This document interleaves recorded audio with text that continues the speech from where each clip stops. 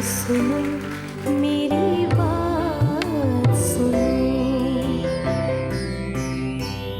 जब तुमसे मेरी गोद भरी मैं सारे दुखों को भूल गई। झूले की डोरी क्या थामी मैं, हर उलझन से छूट गई। मेरे लाल सुनो मेरी बात सुनो।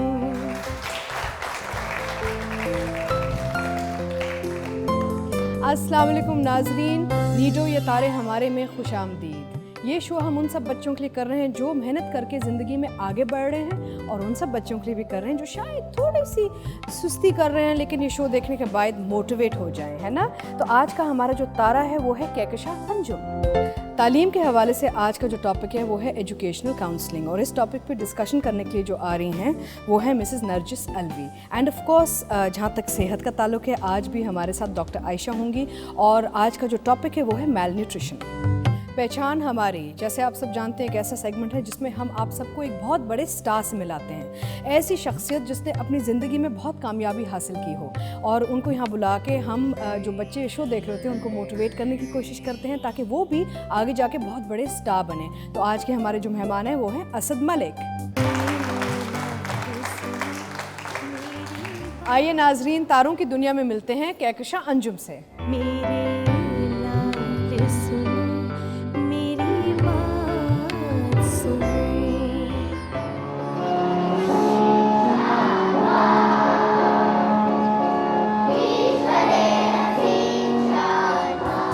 कहकशां अंजुम कराची हाई स्कूल में क्लास 3B की स्टूडेंट हैं। वो हमेशा अपनी क्लास में पोजीशन लेती हैं।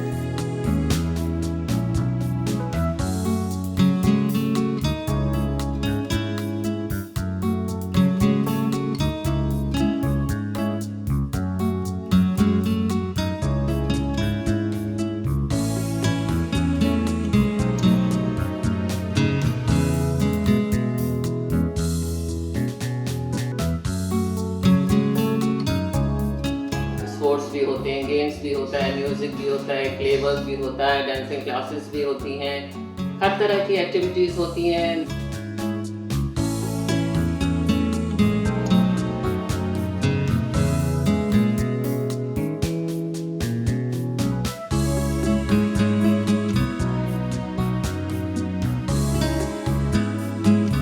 मुझे पेंटिंग करना बहुत पसंद है, और मुझे पेंटिंग में सबसे अच्छी चीज़ कोलाज आर्ट लगते हैं। मुझे इसका पढ़ना बहुत अच्छा लगता है। अल्लामा इकबाल मेरे फेवरेट शायर हैं। किताबें हमेशा हमारी दोस्त होती हैं, उन्हें अपना दोस्त रखना चाहिए हमेशा, क्योंकि किताबें नफाबख्श होती हैं। इसमें बेपनाह सलाहियतें हैं, मैं तो खुद हैरान हो जाता हूँ। तकरीबन 5 बरस की उम्र में इसने कुरान पाक जो है 1 माह में जो है पूरा ख़त्म कर दिया। न सिर्फ ख़त्म किया बल्कि उसका साथ साथ माने भी समझने की कोशिश इसने की।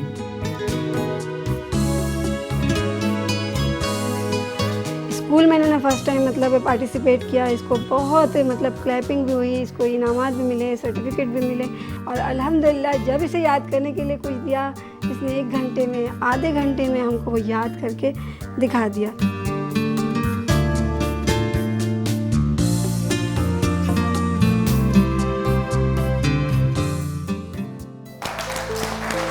अस्सलाम वालेकुम, क्या हाल है जानी? ओह हाउ क्यूट, क्या कपड़े पहने हैं आपने। आइए। अस्सलाम वालेकुम जी, आइए इधर आइए बेटा।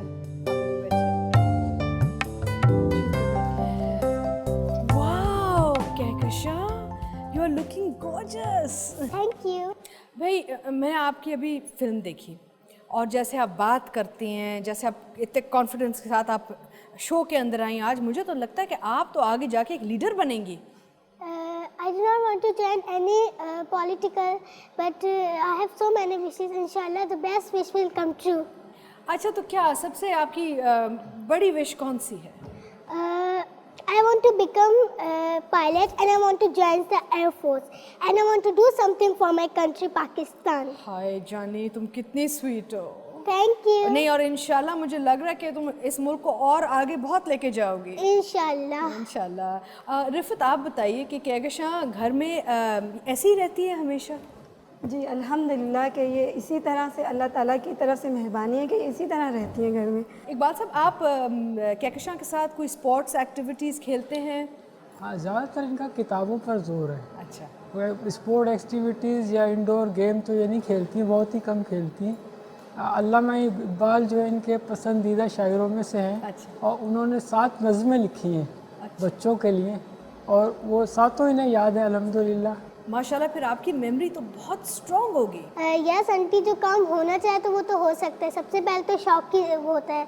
अगर हमें किसी चीज़ का शौक है, ज़्यादा शौक है, तो वो काम होके ही रहता है। फिर उसके बाद उस चीज़ का इरादा करना चाहिए। अगर हम उस काम का इरादा कर लें तो वो होके ही रहता है। उसके बाद उसके लिए स्ट्रगल करनी चाहिए और फिर अल्लाह ताला पर छोड़ देना चाहिए। अच्छा, आपको आपकी ये जो है हेल्प ज़्यादा कौन करता है, अम्मी या अब्बा? नहीं, मेरे मम्मा पापा दोनों ही करते हैं। मेरे पेरेंट्स बहुत अच्छे हैं, बहुत लविंग है। मेरे दोनों मेरी बहुत हेल्प करते हैं। और आप मुझे बताएं कि आपके स्कूल में और कोई बच्चे हैं आपकी तरह? मेरे स्कूल में तो बहुत सारे एक्टिव बच्चे हैं, लेकिन मेरी मैम और मेरी मिस मुझे ज़्यादा लाइक करती हैं। एंड कोई कभी परेशान होता है, कोई बच्चों में से कोई परेशान होता है कि कहकशां इतनी ज़हीन है, हम इसके साथ कैसे सिर्फ कीप अप करेंगे? नहीं, मेरी माशाल्लाह सारे फ्रेंड्स बहुत अच्छे हैं और सब खुश होते हैं। और लेकिन जब मैं इस तरह की मतलब कि स्कूल में इस तरह वो करती हूँ तो वो लोग थोड़े हैरान भी होते हैं। फिर उनके अंदर भी इतना हौसला बढ़ता है। अगर कोई एक बच्चा अच्छा हो स्कूल में या क्लास में तो उस बच्चे को देख के दूसरे बच्चों को भी शौक चढ़ता है। माशाल्लाह, so sweet, wonderful. I wish we all had children like this in our homes. We are going to take a short break. We'll be right back. झूले की डोरी क्या थामी मैं, हर उलझन से छूट गई। मेरे लाल सुनो, मेरी बात सुनो। नाजरीन, आज हमारी जो अगली मेहमान हैं वो हबीब गर्ल्स स्कूल की प्रिंसिपल हैं। Please welcome Mrs Narjis Alvi. क्या हाल है आपके? Welcome to the show. I thank you. Thank you. Hello, अस्सलाम वालेकुम। वालेकुम अस्सलाम। मिसेस अलवी, ये हमारी एक स्टार हैं आपके साथ जो बैठी हुई, कहकशां अंजुम। एंड आप खुद आज मिल के आपको अंदाज़ा हो जाएगा कि आगे जाके हमारे लिए कितने बड़े बड़े काम करेंगी इस मुल्क में। माशाल्लाह। आप मिसेस अलवी, आप हबीब गर्ल्स स्कूल की प्रिंसिपल हैं जी। तो वहाँ पे किस एज से शुरू होती है स्कूल का? Is it from like kindergarten के? थोड़ा स्कूल के बारे में बताइए। हमारा स्कूल जो है किंडरगार्टन या प्री स्कूल यूँ कहें कि 3.5 के एज से हम बच्चे लेते हैं और मैट्रिक तक है।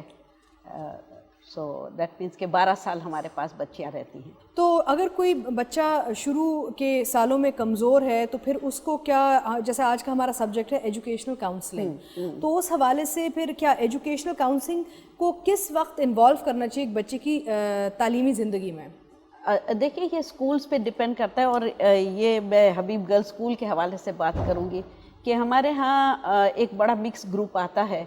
ऑर्फनेज से भी बच्चे होते हैं, lower middle class and upper class. चूँकि इंग्लिश मीडियम स्कूल है तो मसलन ये कि अगर घर में जो है अंग्रेज़ी नहीं बोली जाती या अंग्रेज़ी की किताबें नहीं है या ट्रैवल नहीं है तो वो बच्चा जो है वो लाजमी तौर पे डिसएडवांटेज्ड होगा compare to those children that have this opportunity.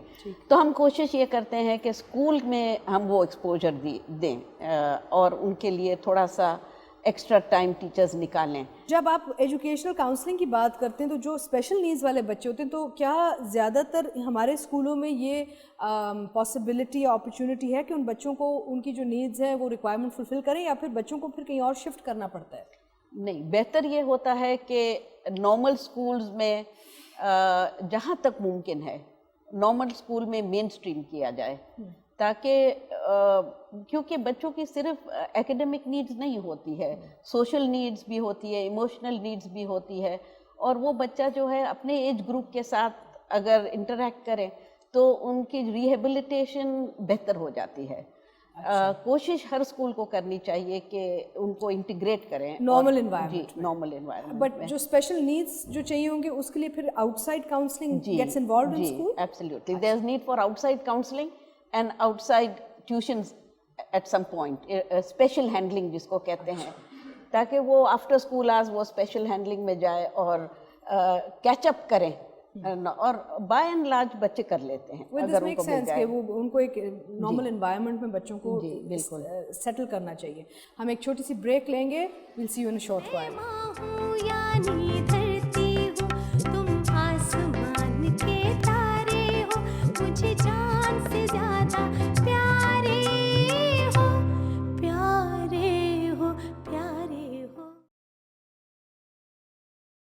मेरे लाल सुनो, मेरी बात सुनो। नाजरीन, पहचान हमारी the very talented multi dimensional Asad Malik. अस्सलाम वालेकुम असद, क्या हाल है जानी, कैसे हो? बहुत अच्छे से मुलाकात की।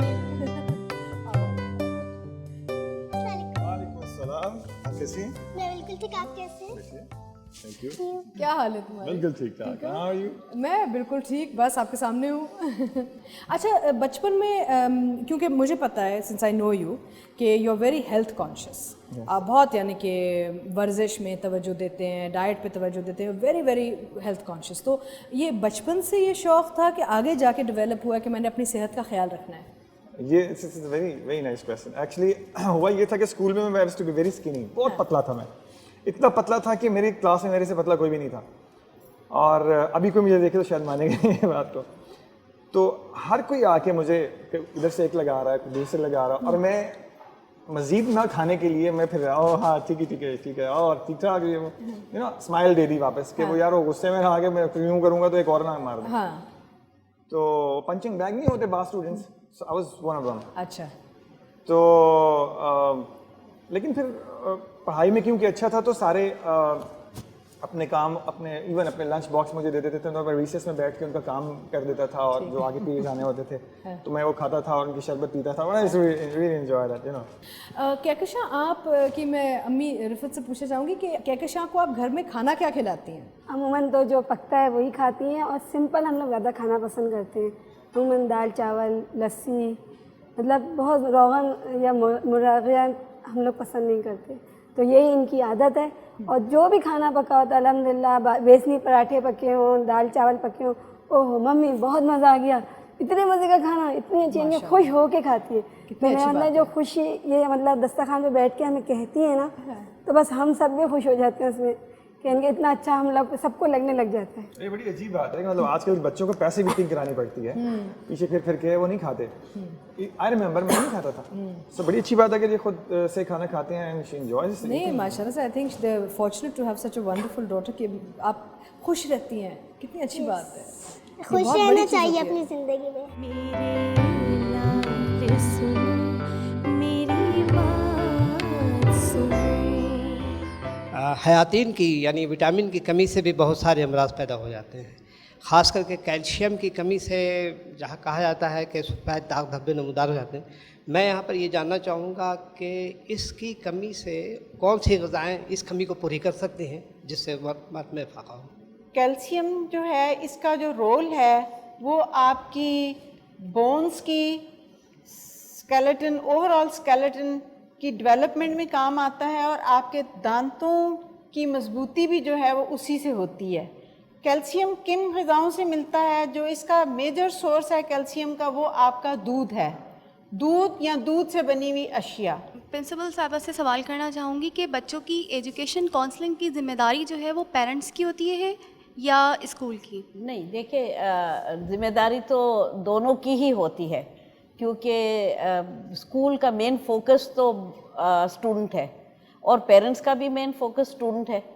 तो जो महसूस करे कि अब काउंसलिंग की ज़रूरत है तो उनको चाहिए कि वो दूसरे को बता ज़रूर दें, मुतला करें, बिकॉज़ ये नहीं हो सकता कि टीचर अगर समझे काउंसलिंग की ज़रूरत है तो वो लेके काउंसलिंग पे चली जाए, लेकिन पेरेंट की इन्वॉल्वमेंट ज़रूर है। और जब अगर पेरेंट महसूस करे कि कोई ऐसा प्रॉब्लम हो रहा है घर पे या स्कूल से या any way behaviour problem, they must consult the teacher. हम अब चलते हैं एक ईमेल की तरफ, और ये ईमेल आई है इस्लामाबाद से और हुमा ने भेजी है डॉक्टर आयशा आपके लिए जी। ये पूछ रही हैं कि अगर हमारे दांत कमज़ोर हो जाएं और पीले पड़ जाएं तो इसके लिए हम क्या खाना चाहिए? दांत अगर कमज़ोर हों तो कैल्शियम रिच फूड्स लेने चाहिए। जैसे मैंने बताया, दूध है, दूध से बनी हुई अशिया हैं, डेयरी प्रोडक्ट्स हैं, और डाइट जो है वो बैलेंस्ड हो, खुराक मुतवाज़न होगी तो बोन्स जो हैं ये स्ट्रॉन्ग होंगी।